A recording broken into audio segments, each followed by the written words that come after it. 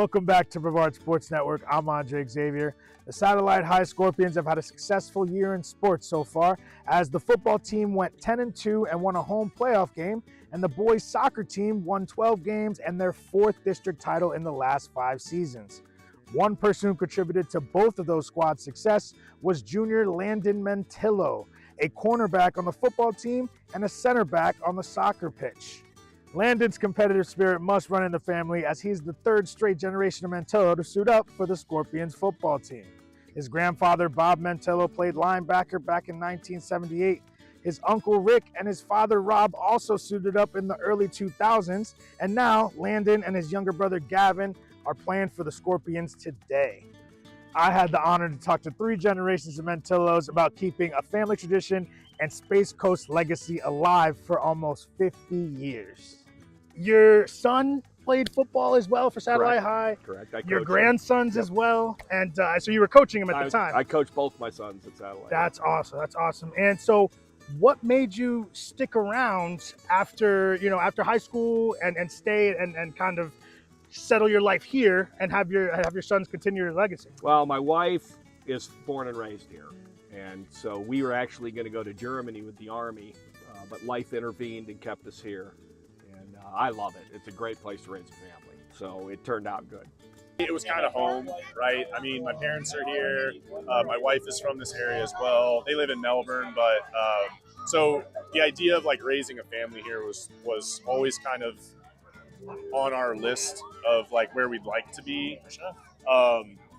But I mean, the school is awesome. We're not a football powerhouse, but we compete.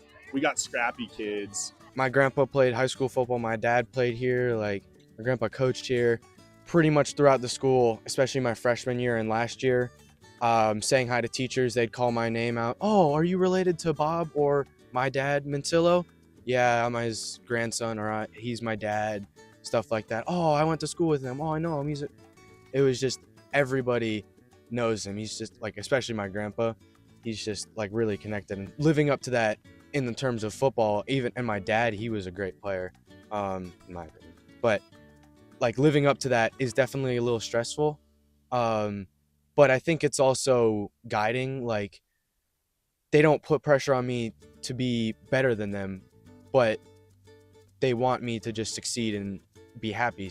How does football inform your life philosophy? I think it was funny because I coached wrestling and football, and people used to ask me which one I liked, and I was telling them football's football.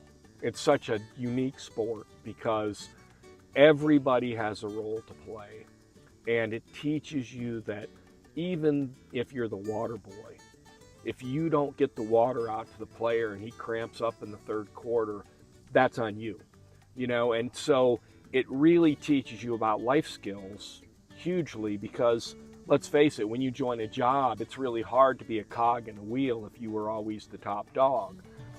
Football teaches you to support those, and when you're the top dog, it teaches you to respect the people that get you there. This is a game, and we're using it to teach you how to be a better man or a better human, as we do occasionally have girls that play.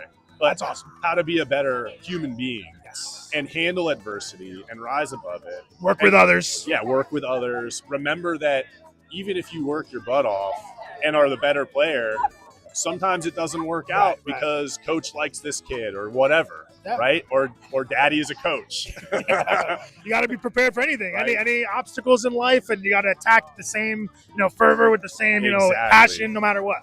The harder he was on me, it wasn't just because I was his son, but he wanted to get me better. And he was hard on everybody, but he would especially be hard on me. He was a great coach and helped me become the player. And how did your experience, you were in the Army Reserve, correct? Correct. And how did your experience in the Army Reserve inform your coaching and disciplinary styles? Football made it easy. It was not easy, but it was so much like football. The DIs were your area coaches, the captain was the head coach, and it just flowed. You understood it was a game. They had a job to do. They were getting you ready to do something important and be part of a group. And so seeing that, I really brought that back to coaching by telling the kids, look, this is going to help you way more in life than it does in sports. And so I said, so enjoy it and play all you can play, but understand what you're learning, being part of a group, being part of a team, and doing what you're told to do, even when you don't want to do it.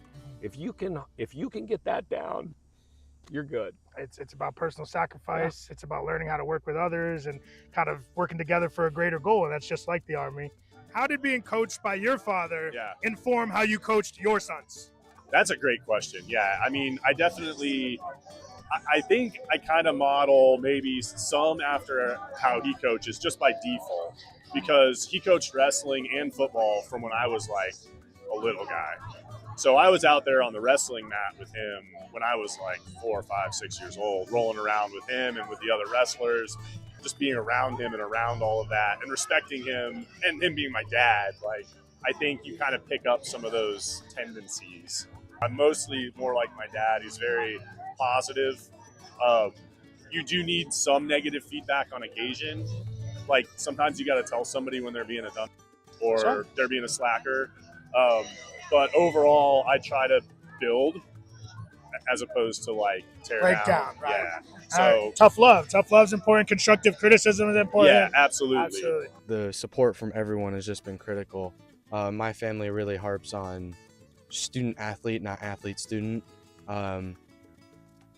School comes first, but they still want me to play football because they can see that it's good for me, and I really love it. And so they support me whether I'm stressed with a lot of homework or it's like football's getting really difficult, didn't play very much, especially last year. Backup, no worries, but I just like was getting a little down and they would support me.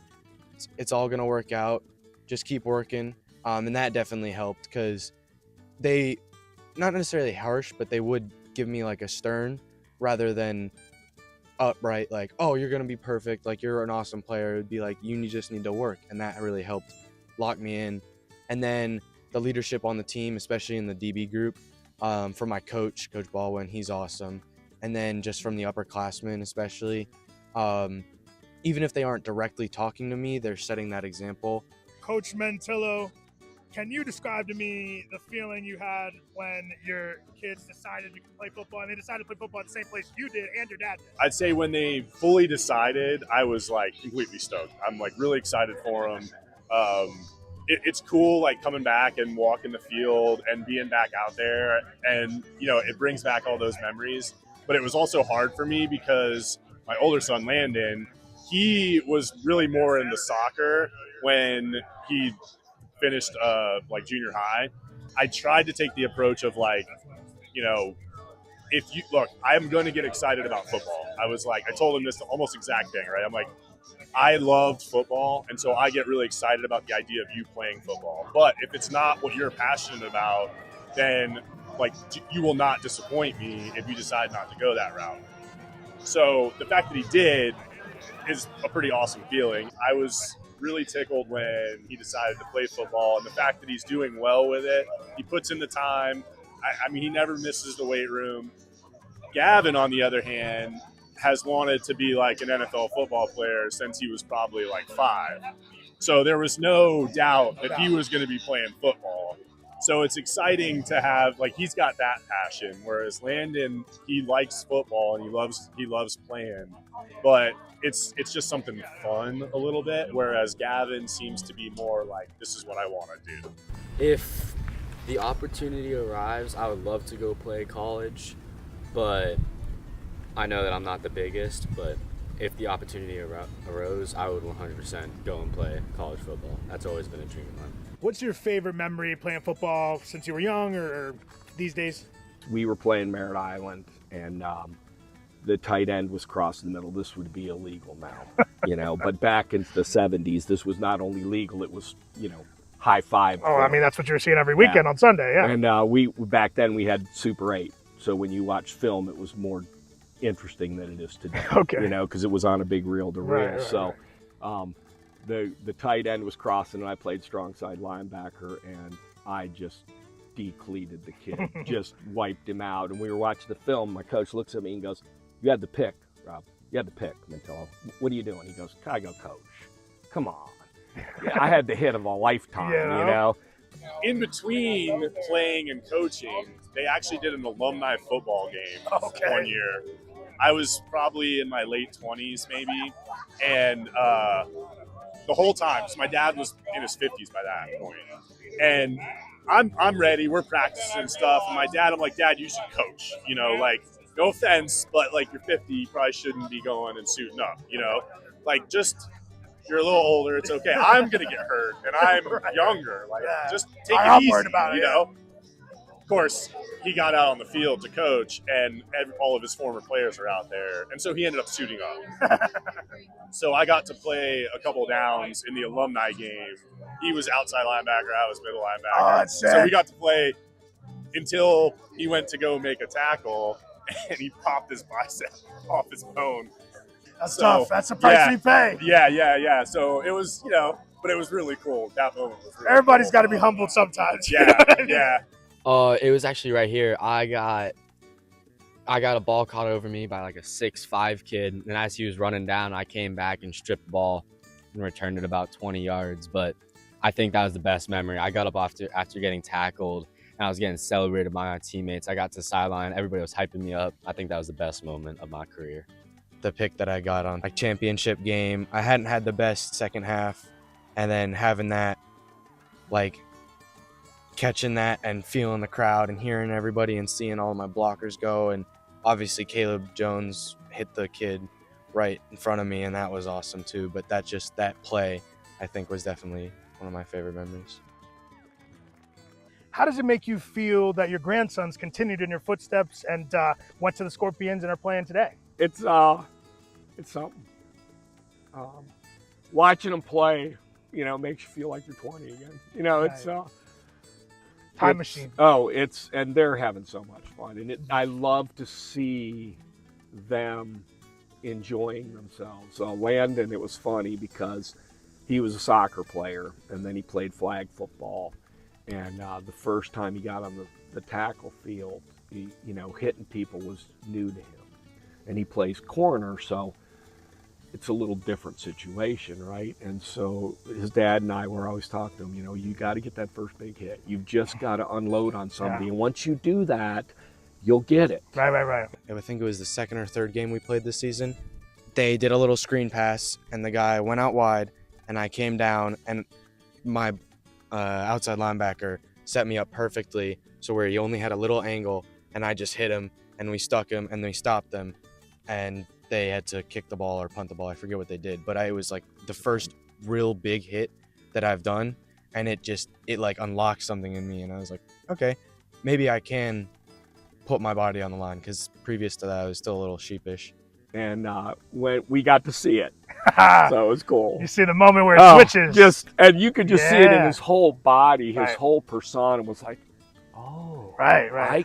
I get this now. This is fun.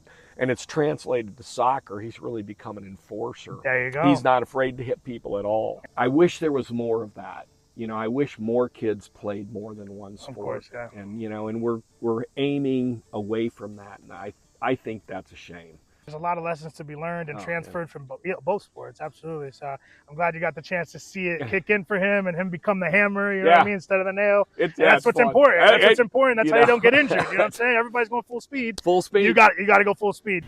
What is your favorite part about football?